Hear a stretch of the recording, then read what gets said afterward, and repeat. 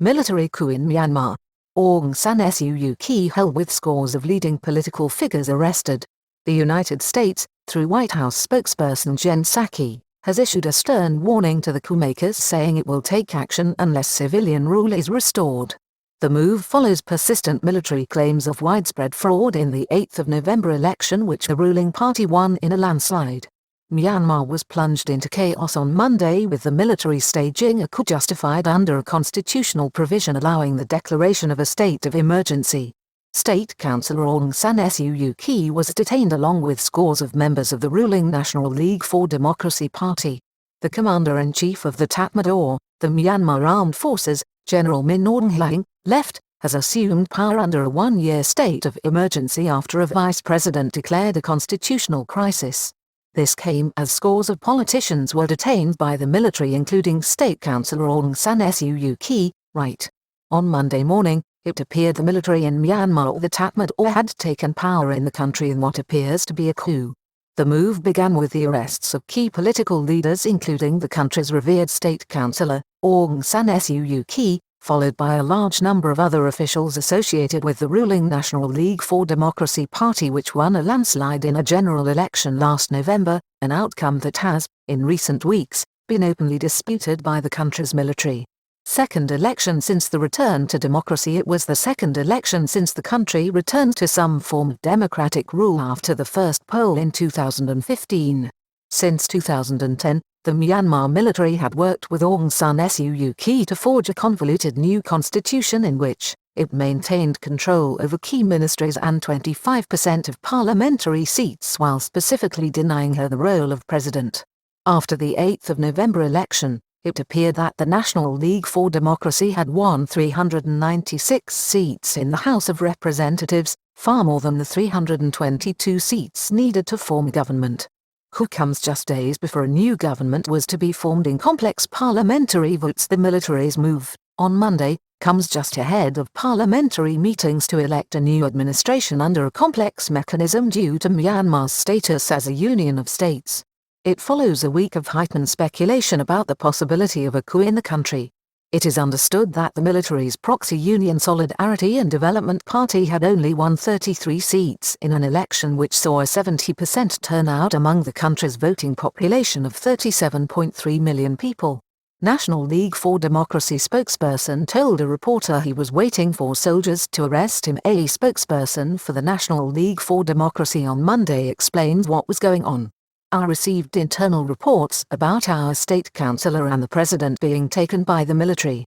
As far as I was informed, Shan State's Planning and Finance Minister Yusof Nyunthlowin, Kaya State's NLD Chairman Thorn Hatay, and some NLD representatives of the Irrawaddy Region's Parliament have been detained," Dr. Myo Nyunt told the Chinese news agency Xinhua. "Two members of the Central Executive Committee of the party were taken, and I am also waiting to be detained, as I was informed by our members that my turn will come shortly." 75% of the internet not working later, amid patchy communications throughout the country, with a 75% reduction in internet connectivity, especially in Yangon and the capital city Naypyidaw. The military announced on the Armed Forces TV channel that a state of emergency has been declared for 1 year and that the Commander-in-Chief of the Army, Min Aung Hlaing, would assume power. Army Vice President declared a constitutional emergency after the president was detained. The military is attempting to justify its position by claiming a military vice president, taking on the role of acting president, had invoked a constitutional provision to declare a state of emergency on the basis of widespread fraud in the November election. It is understood that representatives from the United States, European Union and the United Nations have all dismissed such claims, as did the country's election commission. However, last week, amid a backlash and warnings even from the diplomatic corps in the country as its intentions became plain, the military issued a statement saying it found the process of the 2020 election unacceptable. White House rejects the power grab at the White House. Spokesperson Jen Psaki issued a blunt statement on the developments within the Southeast Asian country on Thailand's western border. The United States opposes any attempt to alter the outcome of recent elections or impede Myanmar's democracy, and will take action against those responsible if these steps are not reversed. Aung San Suu Kyi, The Nobel Peace Prize winner, whose reputation was tarnished in the Western world over the Rohingya crisis, had begun to look elsewhere. Aung San Suu Kyi won the Nobel Peace Prize in 1991 for her resistance against the military and was detained by the junta under house arrest for 15 years between 1989 and 2010.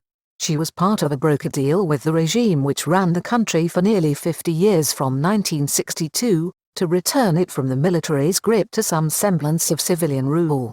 However, the popular state councillor at home saw her reputation in Western countries tarnished by her carefully calibrated position on the alleged persecution and genocide perpetrated by the military on the Muslim Rohingya population. This, according to informed sources, had led her to look more and more towards China and India in recent years, as it looked like Myanmar was forging a path towards greater democracy on its own terms. Well-known Burmese historian has a sinking feeling that doors just opened to a very different future. Commenting on what happened on Monday, the grandson of former Myanmar UN Secretary-General from 1961 to 1971 General U Thant Myint U, a historian and writer who himself has worked with the UN and on the Myanmar peace process between the military and civilian leaders, issued a downbeat analysis of events unfolding in his country on social media. The doors just opened to a very different future. I have a sinking feeling that no one will really be able to control what comes next.